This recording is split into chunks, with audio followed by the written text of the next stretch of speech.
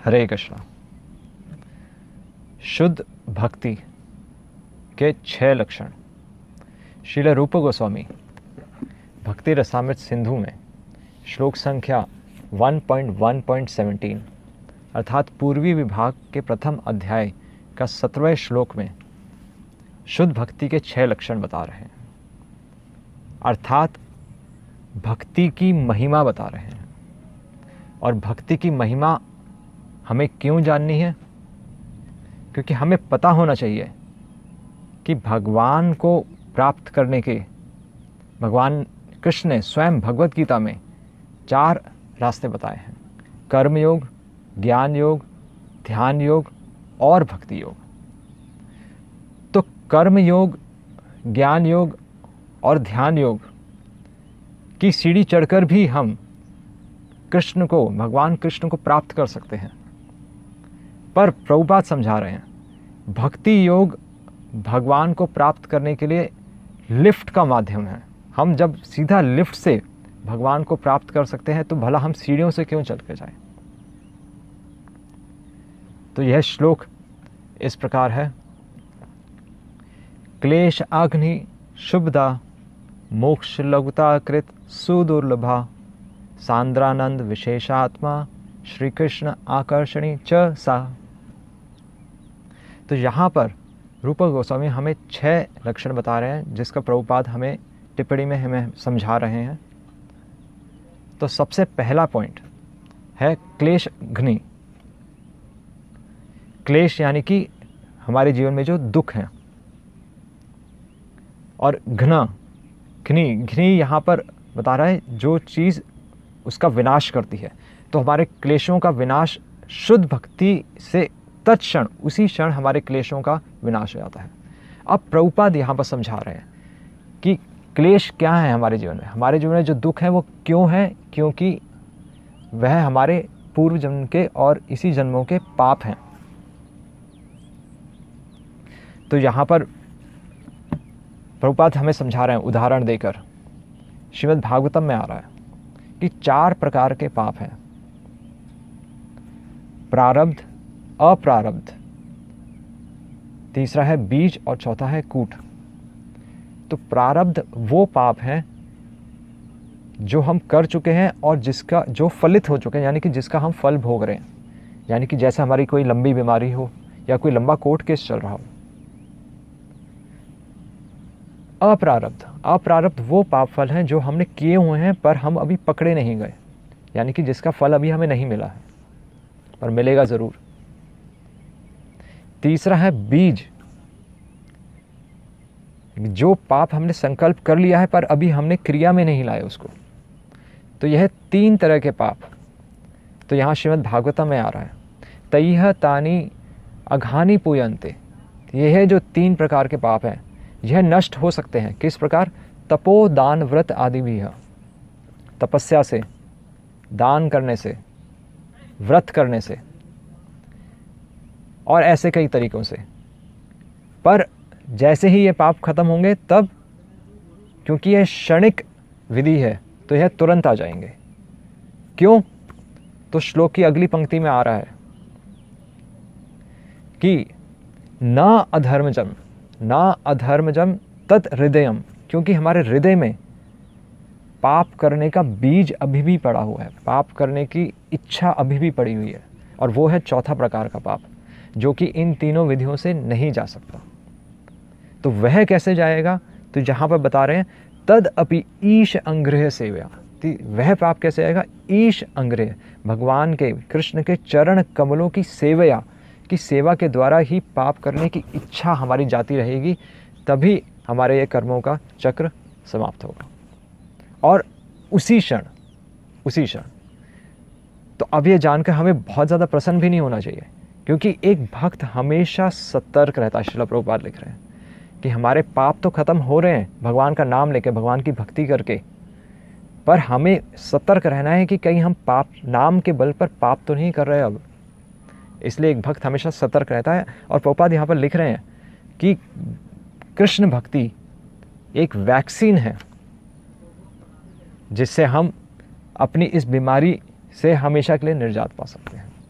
इसलिए एक भक्त को यह समझकर भक्ति करते रहना चाहिए। क्लेश अग्नि। दूसरा है शुभदा। शुभदा प्रभुपाद यहाँ पर समझा रहे हैं। शुभदा मतलब ऑल ऑस्पिशियसनेस, यानी कि सभी जीवों के लिए जो कल्याणकारी है, यहाँ तक कि पशु पक्षियों के लिए भी। इसलिए चैतन्य महाप्रभु जब झारखंड के जंगलों में कीर्तन कर रहे थे तो पशु भी उनके साथ नाच रहे थे।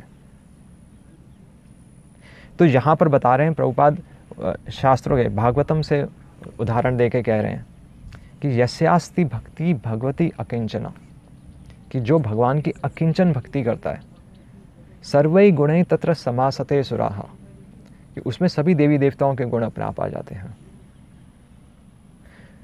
हराओ अभक्तस्य कुतो महद्गुणा, पर जो भक्त नहीं है, हराओ अभक्तस्य कुतो, उसमें कोई गुण नहीं है। मनोरथे नसती धावतो भाई, क्योंकि वह मन के रथ पर सवार है। तो अब प्रभुपाद इसको समझाते हैं कि जिस प्रकार एक बालक भी जो सामाजिक दृष्टि से यूनिवर्सिटी डिग्री से बहुत ज़्यादा पढ़ा हुआ नहीं है, जिसके पास डिग्री नहीं है, पर वह फिर भी कृष्ण भक्ति करके अपने इंद्रियों पर संतुलन पा लेता है। मदिरापान, नशा करना, जुआ खेलना और पराई चीज़ से स्तंग करने से वो अपने आप को रोक सकता है। पर वहीं दूसरी तरफ एक समाज में जो बहुत ज़्यादा तथाकथित विद्वान हैं, डॉक्टर हैं, इंजीनियर हैं, तो वह क्योंकि भगवान की भक्ति नहीं कर रहे, इसलिए हो सकता है वो योग करके, कोई आसन करके अपनी इंद्रियों को उस समय के लिए वश में कर लें, पर जैसे ही उनकी योग की मुद्रा समाप्त होती है वो फिर नशे और जुए में लग जाते हैं। इसलिए भगवान कृष्ण की शुद्ध भक्ति ही हमारे जीवन में शुभ ला सकती है, क्योंकि वही हमारे चरित्र का निर्माण करती है, हमारे और हमारे बच्चों का। तीसरी चीज़ है मोक्ष लघुताकृत, कि शुद्ध भक्ति तो ऐसी है कि उसके सामने मोक्ष पाने की इच्छा भी तुच्छ बन जाती है। तो यहाँ पर रूप गोस्वामी बता रहे हैं कि इस संसार में हम मोक्ष क्यों पाना चाहते हैं, क्योंकि हमें सुख चाहिए, और सुख भी 3 प्रकार का बता रहे हैं। एक सुख जो हमें इस संसार से मिलता है, भौतिक सुख, पर अस्थायी है। दूसरा सुख जो ब्रह्म में लीन होने से मिलता है, पर वह भी अस्थायी है, क्योंकि वहाँ पर हमारा किसी से कोई संबंध नहीं है, हम किसी से बात नहीं कर सकते। और तीसरा सुख है कृष्ण भक्ति का, इसी संसार में रहते हुए कृष्ण भक्ति करते हुए जो सुख हमें मिलता है, वह रूप गोस्वामी लिख रहे हैं, वह परम सुख है, क्योंकि वह शाश्वत है। तो इसका प्रमाण देते हुए रूप गोस्वामी लिख रहे हैं कि तंत्र शास्त्र में शिव जी सती माता से कह रहे हैं कि सिद्ध परम आश्चर्य, कि सिद्ध परम आश्चर्य भुक्ति मुक्ति च शाश्वती, कि सिद्धि, भुक्ति, मुक्ति, ये कैसा परम आश्चर्य है कि एक भक्त को ये तीनों चीज़ें स्वतः ही मिल जाती हैं। नित्य च परम आनंदो भवेद गोविंद भक्तितः, जो गोविंद की अकिंचन भक्ति करता है उसको नित्य परम आनंद मिलता है, और उसको सिद्धि, भुक्ति, मुक्ति तो ऐसे ही मिल जाती है। तो यहाँ पर उदाहरण दे रहे हैं, प्रभुपाद समझा रहे हैं कि चैतन्य महाप्रभु के समय एक उनके भक्त हुए थे कोयला बेचा श्रीधर, कि जो बहुत ही गरीब थे, और प्रतिदिन फिर भी वो जो कमाते थे उसमें से वो 50% वो भगवान की सेवा में लगा देते थे। और जब चैतन्य महाप्रभु ने उनसे बोला कि मांगो, क्या मांगना है, तो उन्होंने बोला कि मुझे तो कोई भौतिक सुख नहीं चाहिए, मुझे केवल आपकी भक्ति ही करनी है। तो मोक्ष लघुताकृत। चौथा है सुदुर्लभा। तो यहाँ पर रूप गोस्वामी लिख रहे हैं कि मुक्तिम ददाति करचित स्म न भक्ति योगम, कि भगवान हर किसी को भक्ति नहीं दे देते, मुक्ति तो फिर भी दे देंगे, भौतिक चीज़ें भी दे देंगे, पर मुक्ति क्यों नहीं देंगे, क्योंकि भगवान खुद अपने भक्तों के वश में आ जाते हैं। तो यहाँ पर उदाहरण यहाँ पर आता है कि द्रौपदी का, जब द्रौपदी ने महाभारत में भरी सभा में कृष्ण को गोविंद, गोपीजन वल्लभ कह के पुकारा, तो भगवान कृष्ण ने उसी समय अपने आप को ऋणी मान लिया और वो व्याकुल उठे कि मैं कैसे अपने भक्त की मदद करूं।